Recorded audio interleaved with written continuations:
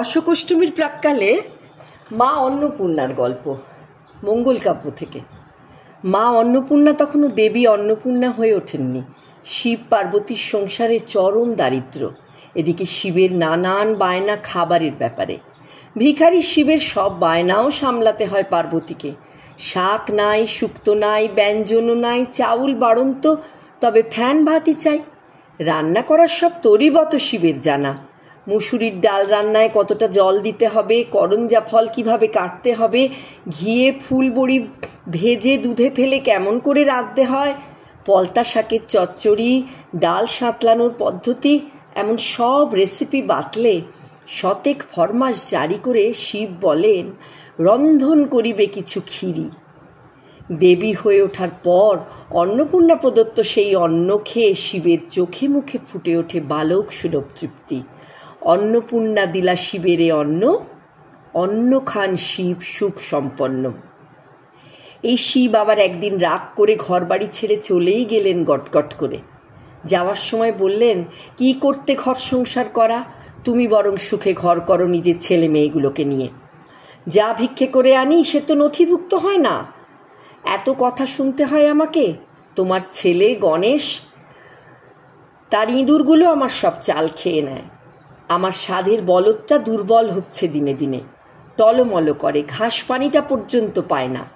আর তোমার ছেলে কার্তিকের ময়ূর খেয়ে ফেলবে বলে আমার জটার সাপখোপগুলো থরথর করে কাঁপছে সারাদিন।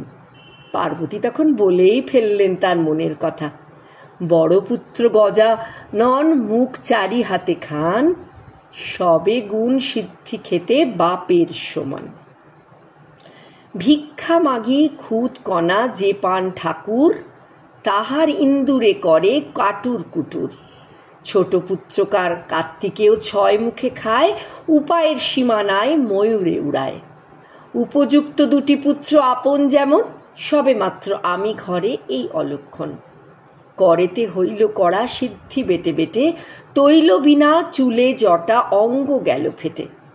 দারিদ্র আর সয় না পার্বতীর, মাথার চুলে সর্বাঙ্গে তেল না পড়ে গাত্র ও কেশরাজি রুক্ষ শুষ্ক। শিবের জন্য নিত্যসিদ্ধি পাতা বেটে হাতে পড়েছে কড়া।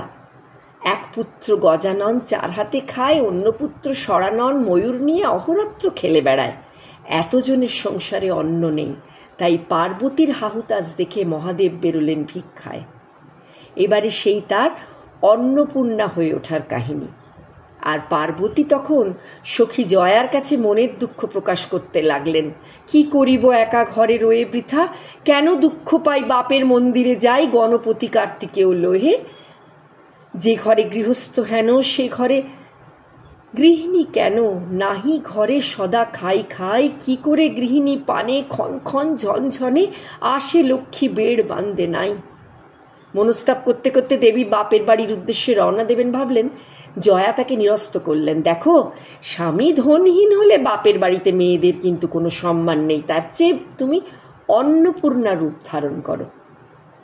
সারা বিশ্বে যত অন্ন আছে তা তোমার সংগ্রহে রাখো। মহাদেব ভিক্ষা করে কোথাও যখন অন্ন পাবেন না, তুমি তাকে অন্ন যোগাবে। দেবী অন্নপূর্ণার রূপ ধারণ করলেন, সারা বিশ্বের সমস্ত অন্ন একত্র করে নিজের সংগ্রহে রাখতে শুরু করলেন। এদিকে মহাদেব আর ভিক্ষা পান না। অবশেষে তিনি লক্ষ্মীর কাছে গেলেন অন্নের জন্য।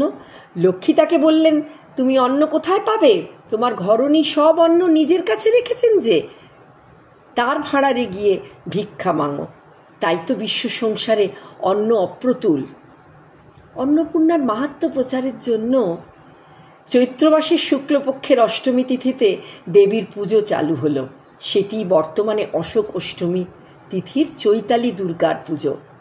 মা দুর্গা শোকরহিতা, তাই অন্নপূর্ণা স্বরূপিণীর আরেকটি রূপ এই অশোকা। আর তাই তো আমাদের অশোক অষ্টমী পালন।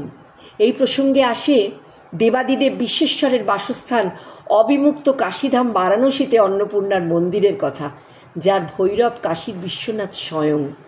আর তিনি সেই অন্নপূর্ণার কাছে অন্ন চাইছেন। পুরাণে বর্ণিত আছে, মুনিশ্রেষ্ঠ জাবালি নাকি একদিন শিষ্য আরুণিকে বলেছিলেন, অসি নদী ইড়া আর বরুণা নদী হলো পিঙ্গলা, এবং উভয়ের মধ্যস্থিত মানে বরুণা এবং অসির সঙ্গম স্থল হল অবিমুক্ত কাশী ক্ষেত্র বা বারাণসী, যেটি সুষুম্না নারী রূপে চিহ্নিত। এই নারী ত্রয়ের সমাহারই এই বারাণসী। যুগ যুগ ধরে মানুষের বিশ্বাস নির্ভরতা এই পুরাণের আশ্রয়ে। ভক্তি সহকারে মুক্তিকামী মানুষ বৃদ্ধ বয়সে কাশীবাসী হতেন একসময়। এখানে কেউ উপবাসী থাকে না। মা অন্নপূর্ণার ভাঁড়ারে ঠিক তার একটা গ্রাসাচ্ছাদনের উপায় হয়েই যায়। এমনই মাহাত্ম্য এই অবিমুক্ত কাশীধামের। আজ এইটুকুই। সবাইকে অশোক অষ্টমী এবং অন্নপূর্ণা পুজোর শুভেচ্ছা। আর এই মহিষাসুরমর্দিনী দুর্গা অন্নপূর্ণা স্বরূপিণী, তার এই মাটির প্রতিমূর্তি হল মজিলপুরের দুর্গা ডল। বেঙ্গল স্টোর, যোধপুর পার্কেও তাদের আউটলেট আছে, দ্য বেঙ্গল স্টোর। সেখানে গেলে এই মূর্তিটি কিন্তু কিনতে পাওয়া যায়।